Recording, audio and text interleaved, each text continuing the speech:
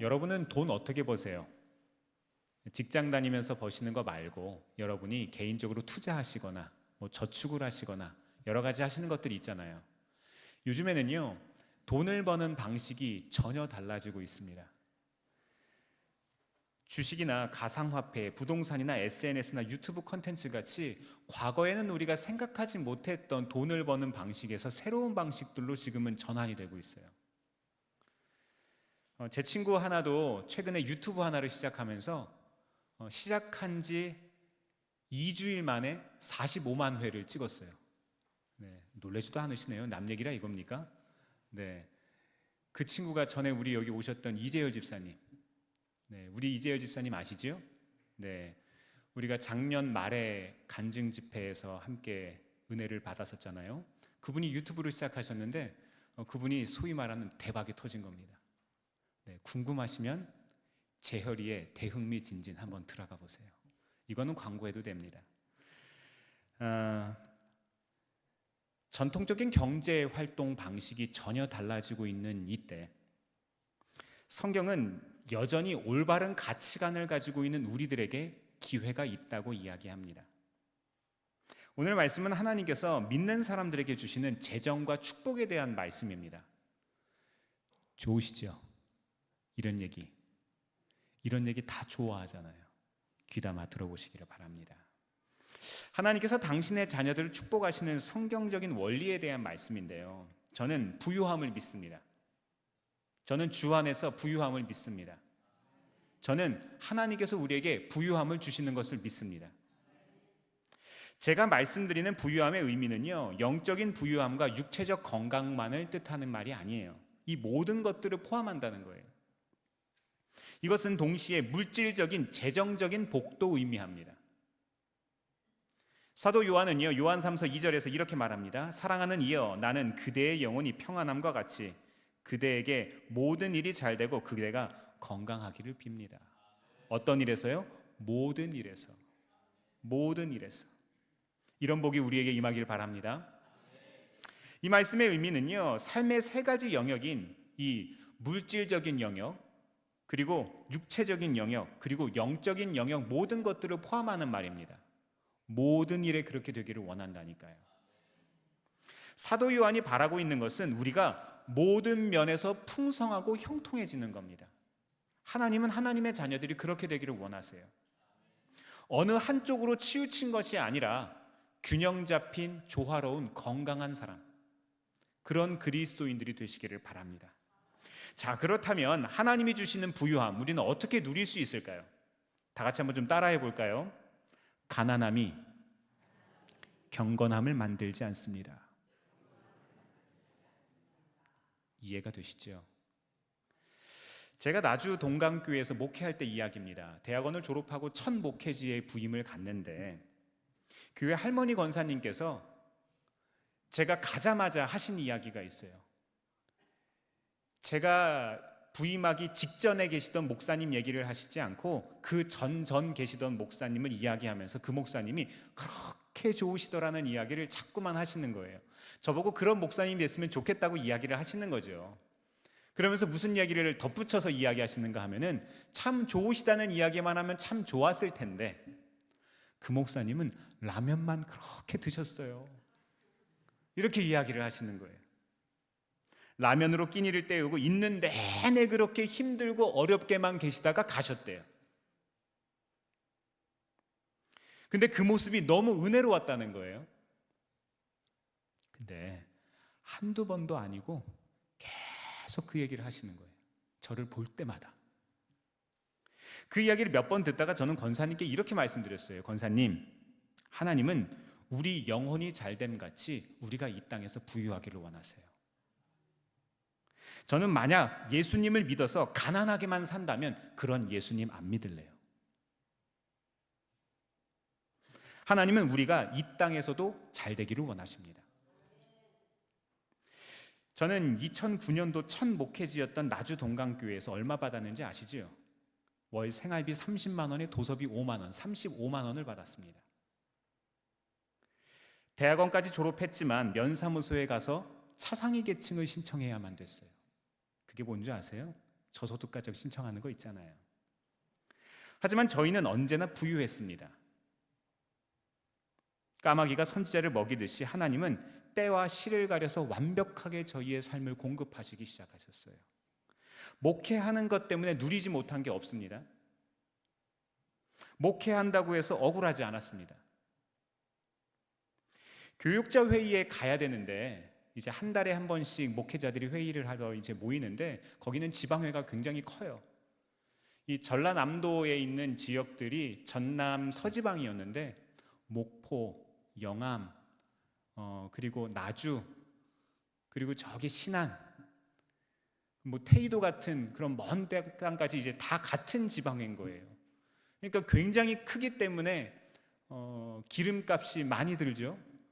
이제 왕복하려면. 그래서 이웃교회 목사님들과 함께 차를 타고 다녔어요. 왜요? 기름값이 많이 들어가니까. 돈이 없잖아요. 그리고 이웃교회 목사님들과 품앗이를 하면서 꾸준히 교회 공사를 했습니다. 비록 임신한 아내한테는 50% 할인하는 물은 딸기를 사줘야만 됐고, 큰아이에게는 1,200원짜리 뽀로로 과자도 제때 못 사주고, 둘째 예방접종 할 돈이 없어서 속상해하면서 하나님 앞에 기도할 때도 있었습니다. 하지만 그 아이가 건강하게 자랐고요, 돌잔치를 한 재정으로 교회 온풍기도 놓고 화장실도 고쳤습니다. 교회가 계속해서 부흥하기 시작했어요. 무언가 있어서 섬긴 것이 아니라 섬기는 마음을 가지니까 섬길 수 있게 된 겁니다. 부자여서 섬긴 것이 아니라 섬기다 보니 모든 것들이 채워지더라, 이 말입니다. 이렇게 끊임없이 지역사회 영혼 돌보는 일들을 계속했어요. 교회 재정이 2배가 넘게 성장했습니다. 명석교회 재정도 계속 늘고 있잖아요. 이것이 단지 우리 교회를 배불리기 위한 일이라면 문제가 있는 것이지만, 지역사회를 위해서, 열방을 위해서 우리 교회가 해야 될 책임과 의무가 있기 때문에 하나님께서 부어주시는 줄 믿습니다. 저는 어려서부터 많은 그리스도인들을 만나보면서 깨달은 것이 있는데요, 가난이 경건을 낳는다고 믿고 있다는 거예요. 그리스도인이라면 가난해야 된다. 거룩이 곧 무소유라고 생각합니다. 얼마 전에 교황께서 돌아가셨죠? 네, 그래서 많은 사람들이 그분을 기념하고 이야기하고 회자합니다. 교황께서 역대 어느 교황보다도 검소한 실천을 하셨다고 알려져 있습니다. 그죠? 근데 제가 여기서 이야기하는 부유함이라는 것은, 하나님은 모든 그리스도인들에게 부유함을 주세요. 그러나 내 스스로 선택한 가난인 겁니다. 이해가 되세요? 내 스스로 원하는 가난인 거예요. 내 스스로 나누고 섬기고 제한하고 하나님 앞에 그렇게 살아가는 거예요.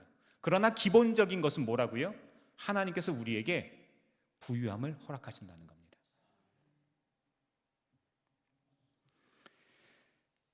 소유 자체가 잘못입니까? 무언가 가지는 게 잘못된 거예요?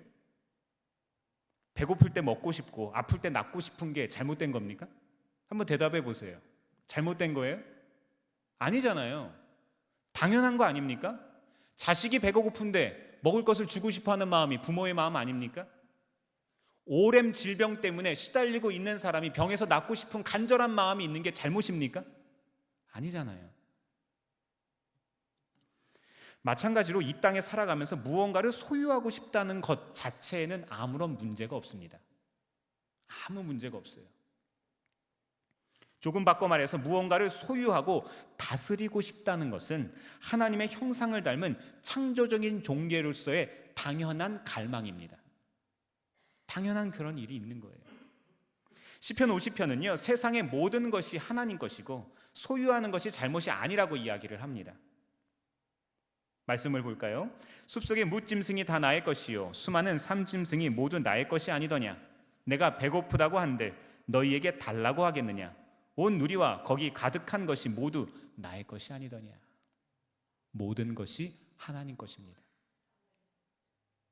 저 또한 무엇을 소유하거나 투자하는 것이 잘못되었다고 생각했던 적이 있어요.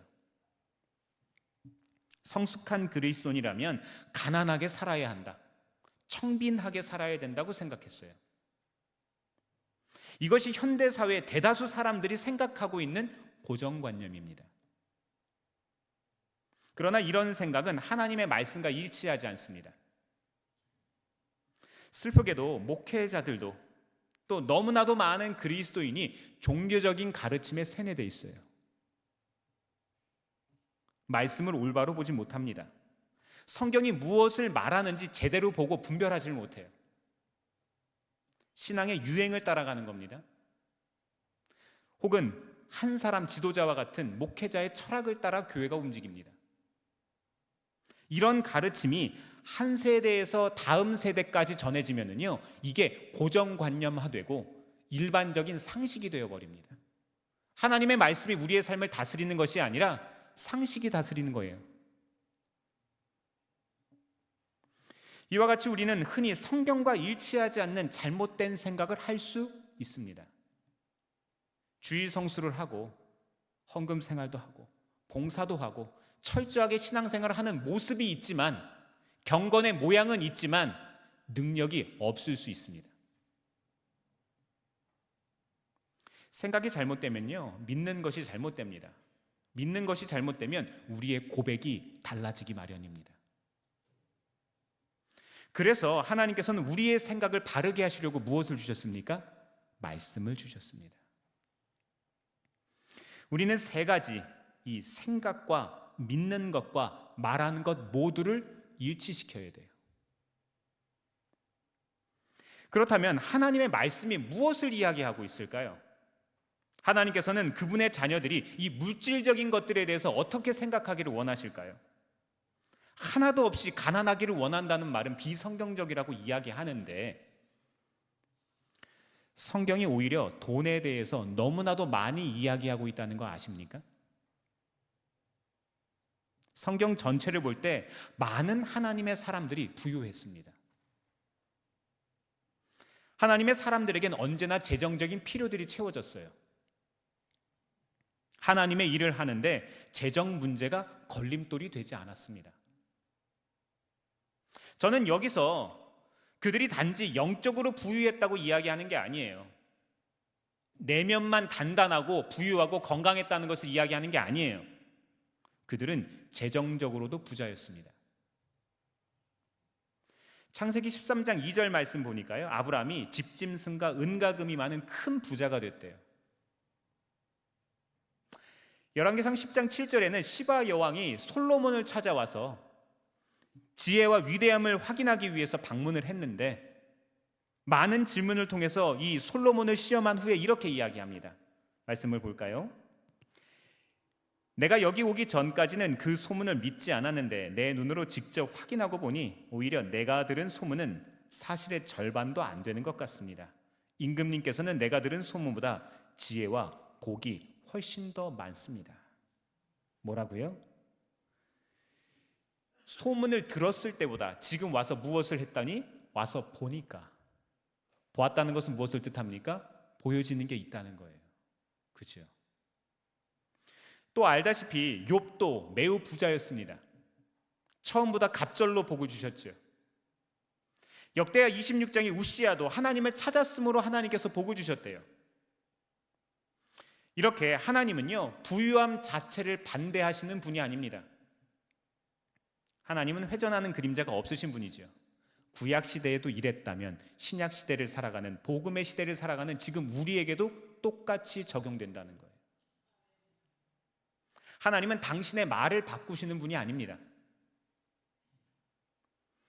성경의 약속의 말씀이 기록되어 있다면 우리의 삶에도 그와 같은 일이 일어납니다.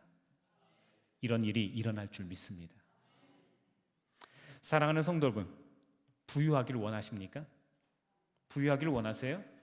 진짜 부유하기를 원하세요? 건강하기를 원하십니까?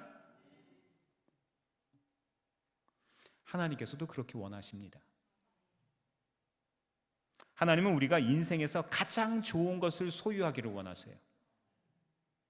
그래서 이사야 1장 19절 말씀에서 하나님은 너희가 즐겨 순종하면 땅의 아름다운 소산을 먹을 것이요, 이렇게 이야기하신 거예요.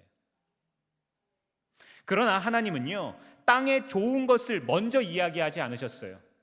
땅의 좋은 것들을 우리가 누리기 위해서 무엇이 필요하다는 거예요?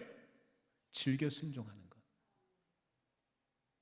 자, 하나님께서는 부와 부유함에 반대하시는 분은 아니시지만 탐욕스러운 것, 욕심내는 것은 미워하시는 분입니다.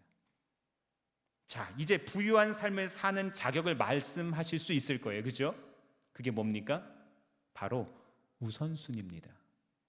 우리의 삶의 우선순위. 성경에서 모세는 물질적인 것을 우선적으로 두지 않은 사람의 아주 좋은 예가 됩니다. 모세 아시죠? 이 모세는 어디에서 어떤 교육을 받고 자랐습니까? 이집트 왕궁에서 세계 최고의 교육을 받고 자랐어요.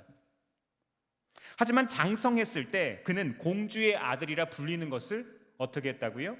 거절했대요. 히브리서 11장 24절에서 26절 같이 한번 좀 읽어보겠습니다. 시작. 믿음으로 모세는 어른이 되었을 때에 바로 왕의 공주의 아들이라 불리기를 거절하였습니다. 오히려 그는 잠시 죄의 향락을 누리는 것보다 하나님의 백성과 함께 학대받는 길을 택하였습니다. 모세는 그리스도를 위하여 받는 모욕을 이집트의 재물보다 더 값진 것으로 여겼습니다. 그는 장차 받을 상을 내다보고 있었던 것입니다. 아멘. 아멘. 이 모세가 거절한 게 뭔지 한번 상상을 해보세요. 영적 상상력을 동원해서 내가 모세다라고 생각하시고 내가 과연 거절한 것이 무엇이었는지를 한번 생각해 보세요. 역사학자들은요, 이 모세가 하셉수트 여왕의 이 공주의 그 아들이라고 이야기를 합니다. 이 세계 최고 제국의 왕족이었던 거예요. 그리고 하셉수트의 아들이었다는 이야기는 유력한 차기 대권 주자라는 거예요. 다음 왕이 될 수 있는 사람이라는 겁니다. 세상의 부와 명예와 권세까지 모두 가진 사람이라는 겁니다. 비교할 수 있는 존재가 아닙니다. 아무도 그보다 위대한 사람은 없습니다. 세상이 줄 수 있는 것을 모두 다 가지고 있었다는 거예요. 하지만 모세는 이집트의 모든 보물보다 하나님을 위한 고난을 더 큰 부로 여겼습니다. 모세는 하나님의 백성과 세상 백성의 차이를 봤기 때문에 그런 거예요. 어떤 사람들은 믿음보다 돈 버는 것에 더 관심이 있습니다. 하지만 여러분의 하나님이 사람이 되고 싶다면, 여러분께서 그렇게 되고 싶으시다면 하나님이 기뻐하시는 것이 우선되어야 합니다. 우리는 하나님이 더 기뻐하시는 것들을 이 땅의 것들보다 더 귀하게 여길 줄 알아야 돼요. 부욕해 되는 한 가지 자격은요, 이 땅의 것들을 가볍게 여기는 겁니다. 땅의 것들을 더 우선시하면서 하나님께서 우리를 부욕해 해주실 것을 기대할 수 없다는 거예요. 너희는 먼저 그의 나라와 그의 의를 구하라고 이야기하셨잖아요. 물론 돈을 가지는 것이 잘못이 아니라는 거 알죠. 하지만 돈이 우리를 소유하게 하는 것은 잘못입니다. 돈이 우리를 다스리는 주인이 되게 하거나 재정을 내 정욕 때문에, 내 욕심 때문에 쓰려고 하는 것은 잘못입니다. 하나님은 우리가 재정적으로 부유하기를 원하세요. 그러나 우리가 부유해지는 것은 우선순위를 어디에 두느냐는 거예요. 여기서 시작합니다. 이렇게 할 때 우리는 재정적인 부유함을 누릴 수 있는 자격을 비로소 가지게 돼요. 저는 어떤 주제를 말씀으로 분별할 때 구약 성교와 이 성서와 이 신약 성서에서 동일하게 어떻게 이야기하는지를 비교해 봅니다. 만약 이 두 가지 말씀이 일치한다면 이 말씀은 제대로 된 건강한 말씀인 거예요. 출애굽기 15장과 23장 말씀을 보니까요, 하나님이 이스라엘 백성들에게 이런 이야기를 하시네요. 말씀을 보겠습니다. 너희가 주 너의 하나님인 나의 말을 잘 듣고 내가 보기에 옳은 일을 하며 나의 명령에 순종하고 나의 규례를 모두 지키면 내가 이집트 사람에게 내린 어떤 질병도 너희에게는 내리지 않을 것이다. 나는 주 곧 너희를 치료하는 하나님이다. 너희 땅에 낙태하거나 임신하지 못하는 여자가 없을 것이며 내가 너희를 너희 수명대로 다 살게 하겠다. 이거는 육체적인 부유함, 즉 하나님의 치유와 건강을 말하는 겁니다. 혹시 아프신 분 계세요? 오랜 질병 때문에 괴로움 당하고 계십니까? 하나님의 치료함에 함께하기를 바랍니다. 예수님의 이름을 자꾸 고백해 보세요. 예수님의 이름으로 고백해야 합니다. 하나님은 이스라엘 사람들에게 그들의 자루와 창고가 복을 받고 곡간이 가득 채워진다고 이야기를 하셨어요. 또 그들이 머리가 되고 꼬리가 되지 않는 것에 대해서 이야기를 하고 계세요. 이것은 모두 영적 부유함뿐만 아니라 물질적인 부유함입니다. 구약 성서의 말씀에서 나아가서 신약 성서에서도 확증하고 있습니다. 사도 요한은 우리에게 너희 영혼이 잘됨 같이 내가 모든 일에 잘되고 강건하기를 간구한다, 이렇게 이야기합니다. 또 이어진 두 구절에서는요, 하나님의 사람들이 말씀의 진리 가운데 사는 것, 이것을 듣는 것보다 더 큰 기쁨이 없다, 이렇게 이야기를 합니다. 이 두 가지 말씀은 서로 충돌하지 않고 같은 것을 말하는데요. 무엇을 말할까요? 요한은 물질적인 또는 이 재정적인 부유함과 육체적 부유함, 그리고 영적 부유함, 이 모든 부유함들에 대해서 함께 가야 한다는 것을 이야기해요. 영적 문제가 잘 돼야 재정적인 풍요가, 그리고 건강의 문제도 풀린다는 거예요. 아주 쉽게 알 수 있는 예가 있습니다. 심리적으로 사람들이 자꾸만 스트레스 받으면 어떻게 돼요? 의사 선생님들이 뭐라고 이야기하세요? 스트레스 받으시면 안 돼요. 그죠? 정신의학과 선생님들이 뭐라고 이야기를 하세요? 네, 스트레스 받을 수 있는 상황들을 좀 멀리 하셔야 돼요. 이런 얘기 하잖아요. 몸을 고치는 의사들도 그것을 정확하게 알고 이야기를 해요. 하물며 이 모든 것들이 하나로 연결되어 있다는 것을 우리는 당연히 알 수밖에 없죠. 영적 문제가 잘 돼야 재정적인 풍요함도, 우리의 육체의 치유함도 누릴 수 있습니다. 사랑하는 성도 여러분, 하나님의 말씀에 우선순위를 두시기를 바랍니다. 진리 가운데 사는 것이 진정한 부유함이고 진정한 형통함입니다. 아무리 돈을 많이 벌면 뭐예요? 불의한 방법으로 돈을 버는데. 아무리 건강하면 무엇합니까? 어차피 100년 뒤면 죽을 텐데. 우리의 육체적 물질적 부유함은 영적 부유함에 달려 있습니다. 오늘 우리가 읽은 본문 1편 말씀은요, 하나님께서 자기 백성이 부유하게 되는 이것을 바라신다는 것을 우리에게 알려줍니다. 다시 한번 좀 고백해 보겠습니다. 시작. 복 있는 사람은 악인의 꾀를 따르지 아니하며 죄인의 길에 서지 아니하며 오만한 자의 자리에 앉지 아니하며 오로지 주님의 율법을 즐거워하며 밤낮으로 율법을 묵상하는 사람이다. 그는 시냇가에 심은 나무가 철 따라 열매를 맺으며 그 잎이 시들지 아니함 같으니 하는 일마다 잘 될 것이다. 아멘. 이러한 부유함이 우리와 함께하길 바랍니다. 맞습니다. 하나님께서는 우리가 부유하길 원하세요. 그렇게 살기를 원하세요. 그러나 우리는 복을 누리기에 앞서서 하나님이 정하신 질서를 따라가야 한다는 거예요. 즉 땅의 것을 가볍게 여기는 겁니다. 그렇게 중요하게 여기지 마세요. 가장 중요한 것을 가장 우선적으로 여겨야죠. 우선적으로 할 것을 우선하기만 하면 하나님께서 약속하시는 것은 무엇이든 누릴 수 있습니다. 하나님이 주시는 재정적인 부유함을 누리고 싶으세요? 치유함을 누리고 싶으세요? 그렇게 되길 바랍니다. 건강함을 누리시기를 바랍니다. 장수도 누리시기를 바라요. 치유함도 누리시기를 바랍니다. 부족한 것이 채워지는 은혜도 누리시길 바라요. 그리고 무엇보다도 우리의 삶에 행복 누리시길 바랍니다. 진정으로 바라기는 우리의 마음에서, 우리의 마음속으로부터 땅의 것을 가볍게 여기고 영적인 것을 최우선으로 놓겠다고 결심하셔야 돼요. 아무리 말씀을 들어도 소용없다니까요. 주일 성수하셔도 소용없어요. 지키지 않으면 소용이 없는 거예요.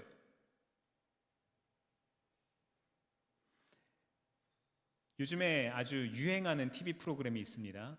아이들 공부, 어떤 식으로 아이들 컨설팅해서 아이들을 수준을 높여주고 어떤 식으로 공부하고 있는 것을 이렇게 잘 보아서 그 아이들이 부족한 것들을 도와주는 그런 TV 프로그램들도 있었어요. 그죠?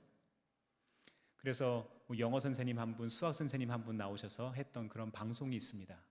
그 방송을 보다 보면은 제가 보다가 느낀 것이 이게 있습니다. 애들은요, 선생님이 풀어줄 때는요, 다 아는 줄 알아요. 근데 자기가 시험 문제지를 놓고 직접 풀면 모르는 것을 알게 됩니다. 이것은 무엇을 이야기합니까? 우리가 해야 돼요.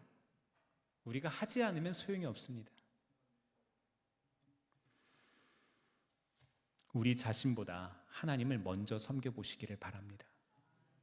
그리하면 우리의 삶의 모든 영역에서 나뿐만 아니라 나 때문에 우리의 주위가 복을 받기 시작해요. 말씀을 정리합니다. 예수님께서는 십자가에서 우리를 위해서 돌아가셨습니다. 근데 그것은 단지 구원의 문제를 위해서 돌아가신 것만이 아니세요. 이 땅에서도 우리가 하나님의 자녀답게 살 수 있게 하기 위해서 모든 것들을 자유롭게 하셨습니다. 그 속량이라는 것은 죄로부터의 자유뿐만 아니라 죄의 형벌인 죽음으로부터의 해방이기 때문이에요. 다시 말해서 영적인 죽음은 물론이고 육체의 죽음을 가져다주는 모든 것들로부터 해방됐다 이 말입니다. 질병의 저주로부터, 가난의 저주로부터 우리를 해방하신 거예요. 성경은 질병과 가난이 죄 때문에 생긴 결과라고 이야기합니다. 그렇다면 우리가 죄로부터 자유롭게 되었다면 우리는 더 이상 그것과 상관없는 삶을 살게 됐다는 거예요. 가난이라는 것은요, 단지 사회 현상이 아닙니다. 구조적인 문제만이 아니에요. 영적인 문제와 아주 밀접한 관계를 가지고 있습니다. 또 영의 문제가 중요한 것처럼 우리 육신적인 문제, 재정적인 문제도 아주 중요합니다. 그리스도인이 살아가는데 돈 안 필요합니까? 돈 필요하잖아요. 써야 할 돈들 당장 이번 주에 없으세요? 있잖아요. 그런데 왜 우리의 염려를 우리가 해결하려고 하십니까? 너희의 염려를 다 주께 맡길 수 있는데. 우리가 살아가는데 건강과 재정은 매우 필요합니다. 가난하고 힘들고 어렵게 살아도 구원받은 사람으로서 도덕적으로 바른 삶을 산다면 바른 그리스도인이 아니에요. 아닙니다. 우리는 예수님을 믿는 사람들입니다. 예수님은 가난하시지 않습니다. 은도 내 것이고 금도 내 것이라고 말씀하셨어요. 예수님은 가난을 주려고, 우리를 속박하려고 오시지 않았습니다.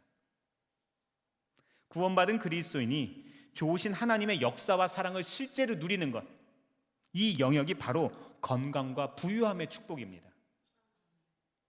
하나님은 지금도 살아계셔서 내 기도를 들으시고 내 안에서 역사하시는 분이세요. 성경을 통해서 약속하신 그 하나님, 그 하나님의 말씀을 지키시는 하나님이십니다. 이렇게 좋은 하나님은 우리가 살아가는데 필요한 모든 영역에 관심이 있으세요. 여러분이 올해 자동차를 구입하기 위해서 고민하고 있는 것도 하나님이 알고 계세요. 여러분이 집을 이사 가기 위해서 준비하고 있는 것도 알고 계세요. 여러분이 은퇴를 준비하면서 어떻게 해야 될까 고민하고 있는 것도 하나님이 아세요. 여러분이 정말로 내가 의도치 않았지만 어쩔 수 없이 실수해서 재정적인 큰 손해를 본 것 때문에 염려하고 근심 걱정하는 것도 다 알고 계세요.